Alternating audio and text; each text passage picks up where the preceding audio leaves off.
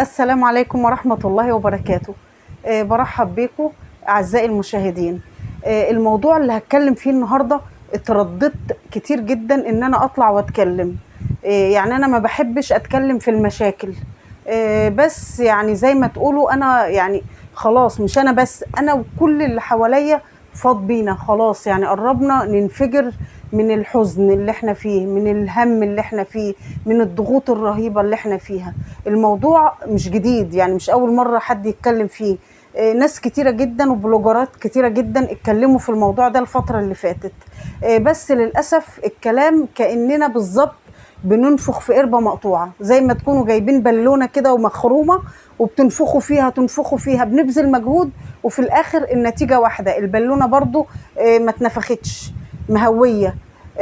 زي ما يكون بنقدم في ملطة. يعني زمان كان يقول لك ايه ده بيقدم في ملطة، والمثل ده بيتقال للحاجة اللي هي مستحيل تحصل او زي قلتها، او انتوا بتعملوا ايه ده انتوا بتقدموا في ملطة، يعني مفيش امل مفيش فايدة مفيش نتيجة.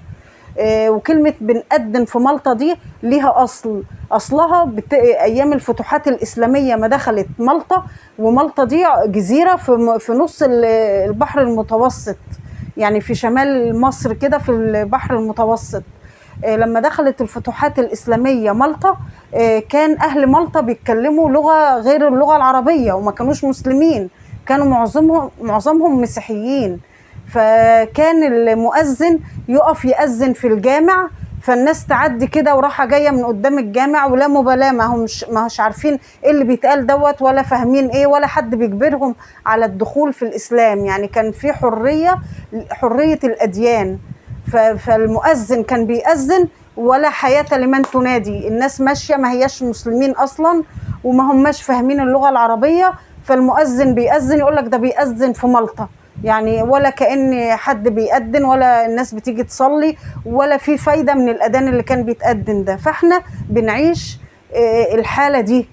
ايه هي بقى الموضوع المهم ده؟ موضوع غلاء الأسعار.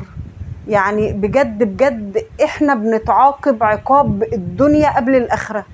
احنا دلوقتي في مأساة، مش انا بس، يعني يمكن انا او يعني معظم اللي حواليا في حالة متوسطة، يعني يا دوبك ماشية بالزق زي ما بيقولوا. لكن انا بتكلم مش عليا انا بس، انا بتكلم عن عامة الشعب، عن 90% من الشعب.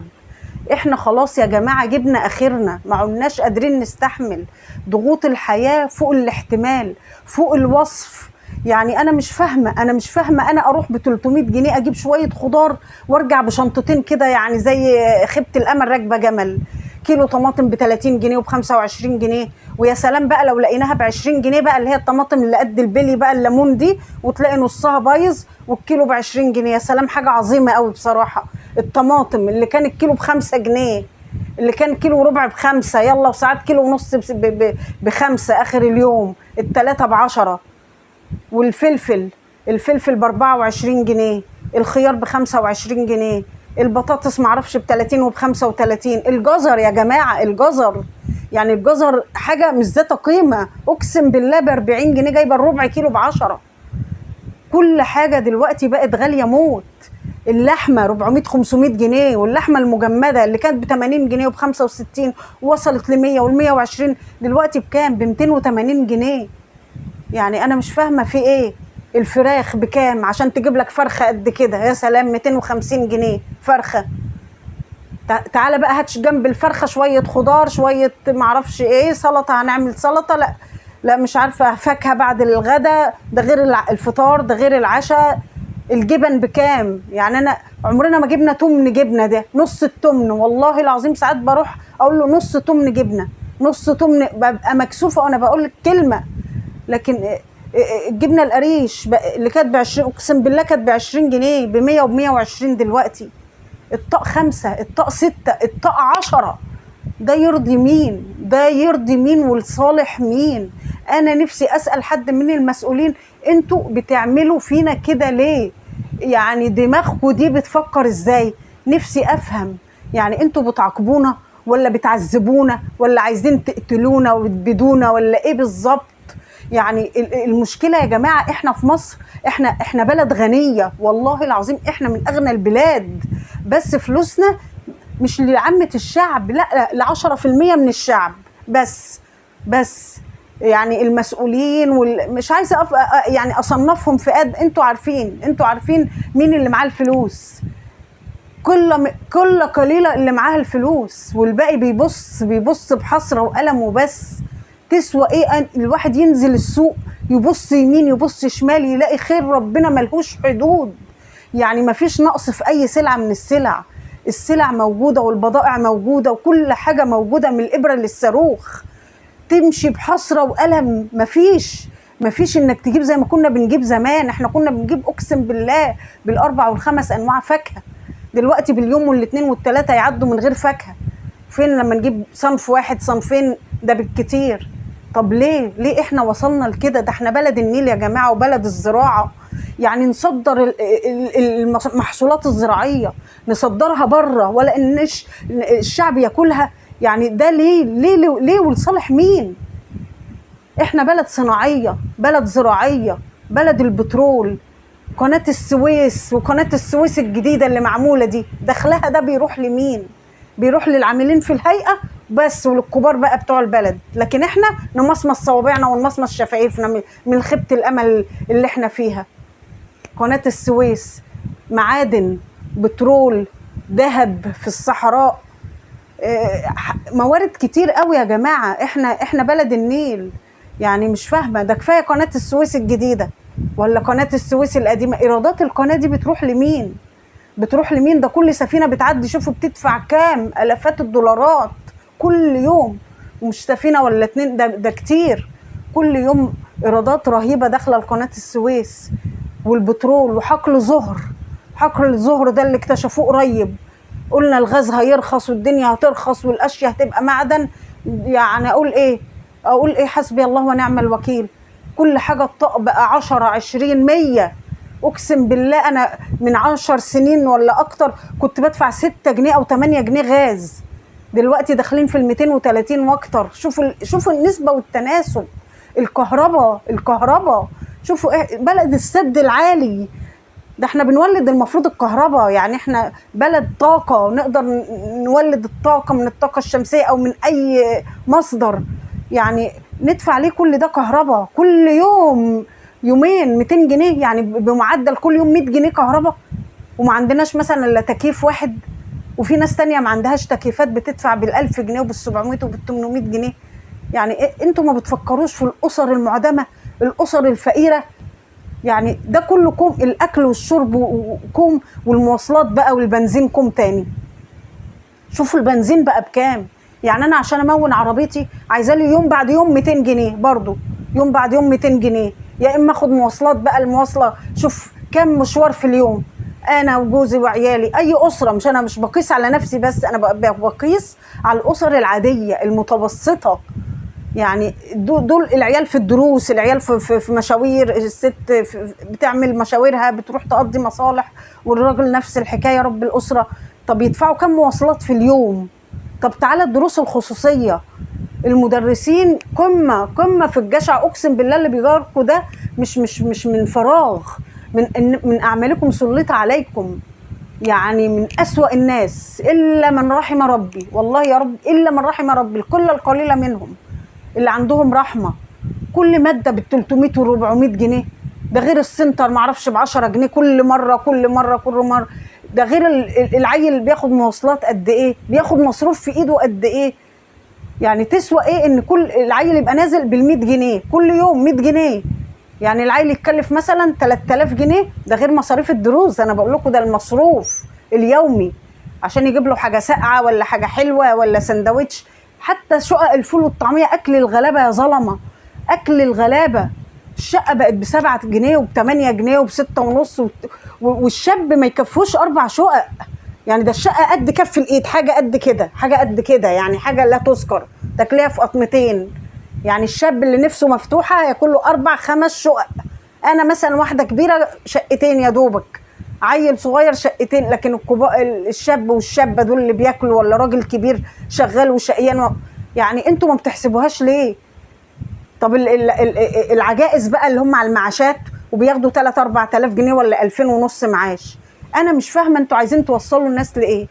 2500 ولا 3 ولا 4 ولا حتى 5 للي طالع معاش، ده يفتح بيت واسره، ده يصرف على علاجه، ده يجيب اكل وشرب ويدفع كهرباء، واللي ساكن ايجار ويدفع مواصلات ويدفع بنزين، ده غير الهدوم. ده احنا يا جماعه ما عدناش بنجيب هدوم، ما عدناش بنجيب هدوم. اللي كان كل سنه موسم صيف موسم شتاء ننزل بالثلاث اربع طقمه، بالثلاث اربع طقمه، سواء ليا سواء للولاد. الوقت ما بنفكر 1000 مره قبل ما نجيب طرحه. حتى الطرحه اللي ب 20 جنيه بقت ب 150 جنيه. يعني كل ده ليه؟ كل ده ليه؟ ولصالح مين؟ تعالوا شوفوا الدول التانية. يعني هضرب لكم مثال واحد، مثلا تركيا. تركيا الحد الأدنى فيها 16,000 ليرة تركي، والليرة بجنيه ونص باين ولا جنيه و40 قرش مصري. ده الحد الأدنى. يعني الفقير فيها بياخد المبلغ ده، المعدم فيها بياخد المبلغ ده. تعالوا بقى الأسعار فيها متقاربة جدا من الأسعار هنا. يعني الفرخة اللي ب 200 جنيه هنا تلاقيها ب 200 ليرة هناك. قيسي بقى، قيسوا على الحد الأدنى بقى للدخول. هناك عادي المرتبات فوق 20,000 ليرة. هنا اسم الله الحد الأدنى 4-5 آلاف جنيه. يعملوا ايه دول؟ يدفعوا الكهرباء ولا يدفعوا فواتير النت ولا يدفعوا الغاز ولا يدفعوا الإيجار للي ساكنين إيجار بقى؟ والإيجارات دلوقتي بقت حاجة كمان فوق الخيال. مصر بقى حاجة في منتهى الظلم ومنتهى القرف ومنتهى قلة الضمير وقلة الدين. يا جماعة احنا الموضوع مش هيرسي على بر، مش هيرسي على خير. احنا في سفينة بتغرق، اقسم بالله احنا في سفينة خلاص لسالها تكة وهتغرق فعلا. بص هتقضي على الكل، على الاخضر واليابس زي ما بيقولوا. وكمان عايزه اقول لكم حاجه مهمه، احنا في بلد امان استقرار، ما احناش في بلد حرب ولا بلد مثلا فيها عنصريه. ما احناش في السودان ولا في اليمن ولا في فلسطين ولا في لبنان ولا في الدول العراق، ولا يعني بلاد كتيره فيها حروب وفيها فتنه طائفيه. احنا في بلد امان واستقرار، وعندنا موارد، عندنا خير ملهوش حدود، خير ربنا عندنا في بلدنا يا جماعة. ليه احنا كده؟ ليه الخير يبقى حوالينا ومش لينا؟ امال لمين؟ للمستثمرين اللي جايين من بره ولا للوافدين بقى اللي جايين ما شاء الله علينا يحتلوا بلدنا بقى، سواء السوريين ولا سواء السودانيين، وقريب هيحصلهم قوي اللبنانيين؟ ايه ده؟ ايه القرف والخرا اللي احنا فيه ده؟ احنا في عيشة سودة، احنا في عيشة سودة اقسم بالله. يعني حد في مستوانا كان زمانته في السما دلوقتي.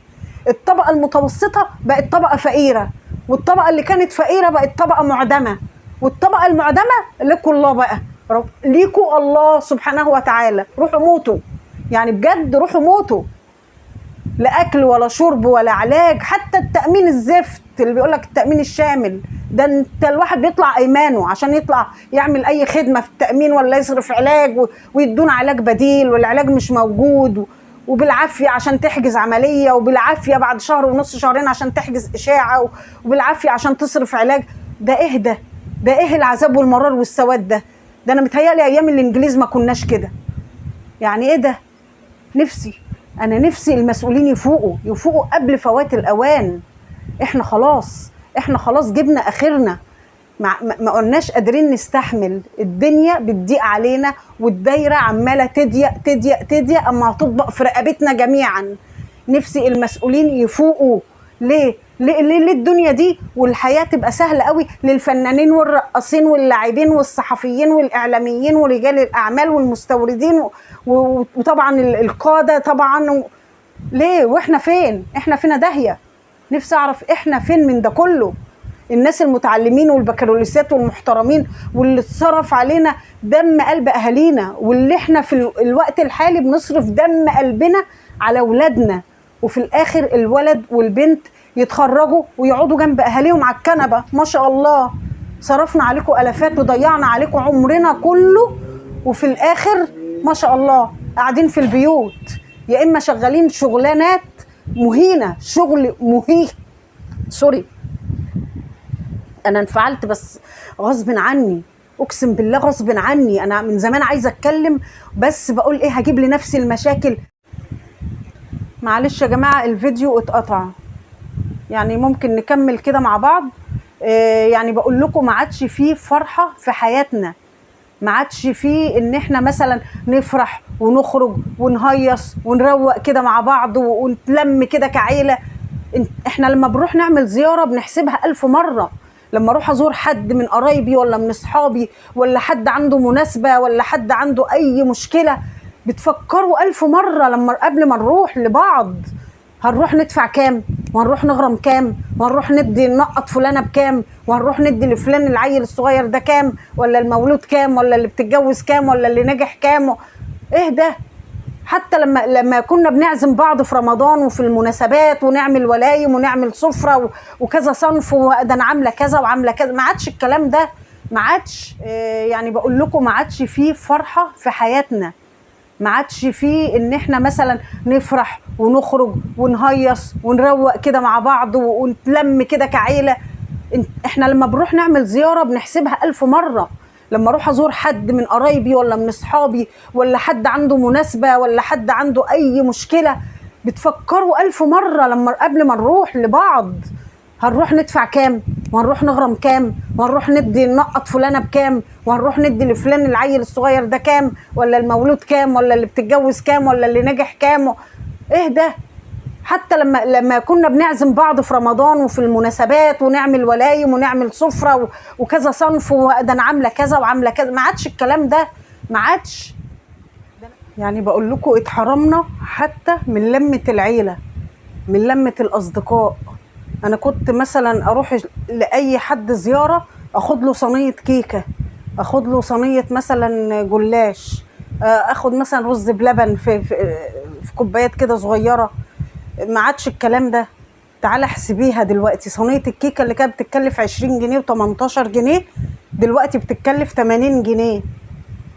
صينية المكرونة البشاميل اللي كانت بتتكلف 30 جنيه مثلا، أو يعني حاجة و30 جنيه، دلوقتي بتتكلف 100 وحاجة جنيه عشان تعملي صينية مكرونة كبيرة كده. يعني ارحمونا بجد بجد، احنا طهقنا، كرهنا الدنيا. الشباب طالع ما عندوش امل في الحياة، ما عندوش انتماء للبلد. كل الناس كبير وصغير مش شباب وبس عايزين يهجوا من البلد دي. قمة الأمنيات دلوقتي، يعني زمان كان يقول لك مثلا قمة الأمنيات الواحد يتخرج ويشتغل ويتجوز، لا دلوقتي قمة أمنياتهم الشباب اللي طالع إنهم يسيبوا البلد دي ويمشوا، إنهم يهجوا. يعني أي بلد بقت أحسن من البلد دي. ليه؟ يعني ليه انتوا حطيتونا في الموقف ده؟ ليه انتوا حطيتونا في اللي احنا فيه ده؟ يعني انتوا هتاخدوا فلوس اكتر من اللي بتاخدوها دي ايه؟ انتوا هتعيشوا حياتكم مرتين؟ الدنيا دي بقيالكم يعني العمر كله خلود؟ يعني انتوا خالدين فيها ولا ايه بالظبط؟ ده انتوا عندكم فلوس تكفيكم وتكفي احفادكم واولادكم والاحفاد الاحفاد لحد اخر العمر. ارحمونا بقى وسيبوا لنا شويه من اللي عندكم يا ناس. ايه ده؟ في ايه؟ في ايه ده؟ احنا كرهنا الدنيا باللي فيها ده فعلا. والله صدق الرسول عليه السلام، يعني هيأتي قوم على امتي ان اللي عايش بيحسد الميت على انه ميت. يعني دلوقتي الواحد ما عادش بيتأثر بان واحد بيموت بقى او واحده بتموت. لو هو انسان صالح او انسانه كويسه وصالحه بنقول يا بختهم، يا عقبالنا، يا بختهم. يعني بقت فعلا الواحد يتمنى دلوقتي يعيش تحت الارض، يعيش يموت يروح الجنه بقى. ما الجنه لا فيها كهرباء هندفعها، ولا فيها دروس هندفعها، ولا فيها ايجار هندفعه، ولا مواصلات، ولا بنزين، ولا تصليح عربيات، ولا اكل طفح بندفعه، ندفع فلوسه ويطلع ايماننا في كل حاجه خدمه نعملها، وفي كل خدمه حكوميه يقلبونا في الفلوس. كل حاجه يقول لك غرامه غرامه غرامه، روح ادفع غرامه عشان مش عارفه ايه، روح ادفع مش عارفه مين، روح لمين ادفع ايه. ده ايه ده اقسم بالله. ده ولا الاشغال المؤبده ولا المجرمين اللي عاملين بقى جريمه وبنتعاقب عليها. احنا كده فعلا دلوقتي. ربنا يرحمنا برحمته. يعني انا بقول لكم ناس كتير اتكلمت في المواضيع دي، بس نفسنا مثلا تشيروا الفيديوهات دي توصل، يمكن فيديو، يمكن كلمه الواحد بيقولها ربنا يجعلها سبب في التغيير. يعني احنا طهقنا بجد. احنا بنحب بلدنا، وانا لما بسمع اغاني وطنيه ببقى متاثره جدا، والواحد برضو انتمائه لبلده. اصل لو انتمائي مش لبلدي امال يبقى انتمائي لمين ان شاء الله؟ واحنا عشنا في بلد تانية غيرها ولا شفنا بلد تانية غيرها؟ احنا من يوم ما عشنا حاجه و50 سنه ده احنا عايشين في البلد دي بحلوها بمرها عايشين، وكانت الدنيا ماشيه. اي نعم طول عمرنا يا دوبك اهي الحياه ماشيه بصعوبه وكده، بس عمرنا ما كنا في الصعوبه اللي احنا فيها دي. اما يبقى ال1000 جنيه كده تطير في ثانيه ولا كانها كانت موجوده. اما تدخل السوبر ماركت تجيب حاجات تافهه كده، كيسه صغيره كده تدفع بال1000 جنيه يعني. وفي الاخر ايه ده؟ هو انا جبت ايه؟ هو في ايه؟ تلاقي تمن مش عارفه ايه، تمن ايه، ربع ايه، كيس عيش ايه، كيس مش عارفه دي ايه، كيسين 3 مكرونه، كيس مسحوق، مش عارفه حاجات لا تذكر، لا تسمن ولا تغني من جوع. الناس هتعيش ازاي؟ انا نفسي اعرف الغلابه الارزاقيه دول عايشين ازاي. انا بمشي الاقي الرجاله يا عيني قاعدين في اماكن معينه عندنا هنا في بورسعيد، في اماكن معينه قاعدين ماسكين يا عيني العده بتاعتهم، الاجنه والشاكوش والمرزبه ومعرفش ايه العده، على امل ان ايه، وقاعدين كده. والله العظيم الاقي ساعات ناس قاعده بائسه كده، رجاله قاعده بائسه كده عامله كده وانا ماشيه بالعربيه. اقسم بالله اقول لو بايدي، اقسم بالله لو انزل اطبطب عليهم واديهم فلوس، واديهم فلوس تكفيهم، لكن انا ما باليد حيله. احنا ما فيش في ايدينا الا الدعاء، الا الدعاء. واحد ارزاقي زي ده، الناس دي تعمل ايه؟ تروح لبيوتها بكام ولا بايه؟ وممكن يعدي عليها يوم واثنين وثلاثه من غير ما حد يجيب لها شغل ولا حد يجي ياخدهم عشان يشغلهم. ولو اشتغلوا هياخدوا كام في اليوم؟ 200 جنيه، 300 جنيه، حتى لو 400 جنيه والله ما يكفوا، والله ما يكفوا. غدا وعشاء وفطار، فطار وغدا وعشاء وعلاج لو حد عيا ولا راح للدكتور. ده الواحد يا عم يا ناس بيخاف يعيا، ده الواحد بيقول يا رب استر، ده الواحد بيبقى فيه اللي فيه، لا اخد مسكن، لا اخد علاج مش عارفه الايه، لا اخد علاج من الصيدليه الايه. لكن لو في حاجه كبيره لا قدر الله، طبعا الواحد مش هيقدر بقى يتحايل بقى ولا يمشي الدنيا كده بمسكنات او بعلاج مغص ولا علاج التهابات ولا علاج العظم ولا علاج الكلام ده. في حاجات كتيره صعبه. الناس دي تعمل ايه؟ الغلبان يا جماعه يعمل ايه؟ يروح فين؟ يجي منين؟ يعني ما كانش بلده دي تحتويه ويصرفوا علينا ويدعموا لنا السلع والحاجات، شالوا الدعم. طب وبعدين ما تشيلونا احنا كمان بالمره وتريحونا من الدنيا دي. ما تموتونا، تدونا بقى اي حاجه في الاكل، في الشرب اللي بنطفحه علشان نخلص. يعني مش فاهمه في ايه. اقسم بالله الواحد مش شايل هم نفسه، لان احنا عشنا وكبرنا واتجوزنا وخلفنا واشتغلنا والحمد لله، وعندنا شقه وعندنا عربيه، يعني اساسيات الحياه موجوده. ها يعني لكن الواحد بيفكر بقى ايه في الجيل اللي جاي، في الشباب اللي طالع. يعني الشاب من دول هيتجوز ازاي؟ هيفتح بيت ازاي؟ هيربي ولاده ازاي؟ هيقبض كام؟ مش فاهمه، انا مش فاهمه. اللي جاي اصعب، والله اللي جاي اصعب. وليس لها من دون الله كاشفه، والله ليس لها من دون الله كاشفه. يعني انتوا عايزين ايه؟ يعني عايزين الناس تقوم بثوره؟ هي بلدنا بقى حمل بقى ارهاب وثورات واللي احنا عشناه، الايام السوداء اللي عشناها ايام 2000 من اول 2011 كام سنه دول؟ احنا مش حمل كده، ولا عايزين كده، ولا عايزين خراب ولا دمار ولا ده ولا ده ولا ده. احنا عايزينها تتحل كده وتفرج من عند ربنا. احنا مش طالبين المستحيل، احنا طالبين الاسعار ترخص، الاسعار تبقى على الاقل الربع مش النص، لان لو النص برضو غاليه، برضو غاليه. الحاجات الاساسيه اللي في حياتنا بناكلها وبنطفحها كل يوم ما نقدرش نستغنى عنها مهما كان ثمنها، ها ترخص، تبقى في متناول الجميع. يقولوا لك اصل محصول الطماطم اتحرق من الحر، لا والله اتحرق وبيتصدر بره. حلوه دي. محصول مش عارفه ايه باظ مش عارفه من ايه، حلوه دي. يعني هو حلو وحش لينا وحلو لغيرنا للغرب؟ يعني ازاي بقى المحصول اتحرق وهو بيتصدر احلى انواع الطماطم بره؟ ما تسيبوا لنا الاساسيات، ما تصدروا الحاجات اللي هي مش اساسيه قوي في كل اسره. ده في ناس يا جماعه ما بتاكلش اللحمه نهائي الا في العيد لما يجي لها كيس ولا كيسين كده من باب الله. السمك اللي كان اكله الفقير عندنا هنا في بورسعيد، يقول لك ما فيش اكل النهارده، خلاص ناكل سمك. ناكل سمك ب20 جنيه تجيب السمك، وب16 جنيه تجيب الفوارغ. ايام موسم الفوارغ اقسم بالله ب16 جنيه كان يبقى زي الفل السمك، وب20 وب25. والسمك الغالي ياه ده ب40 جنيه.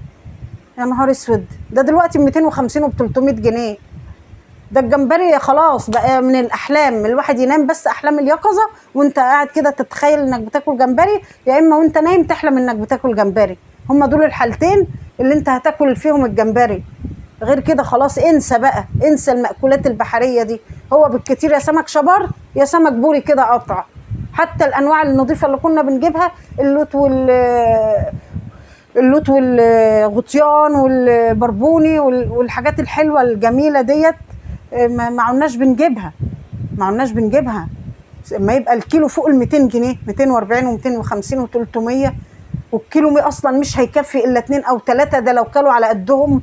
امال الاسره بقى الاربعه والخمس والست والسبع تنفار ياكلوا كام؟ 2 كيلو ما يكفوهمش، بالشوي بقى، بالسلطه، بالرز، ايه ده؟ في ايه؟ في ايه بجد؟ يعني الواحد عشان يدفع طفحه حلوه يدفع 1000 جنيه ومش عازم حد كمان على قد الاسره؟ لا بجد بجد الموضوع زاد عن حد، واحنا خلاص جبنا اخرنا.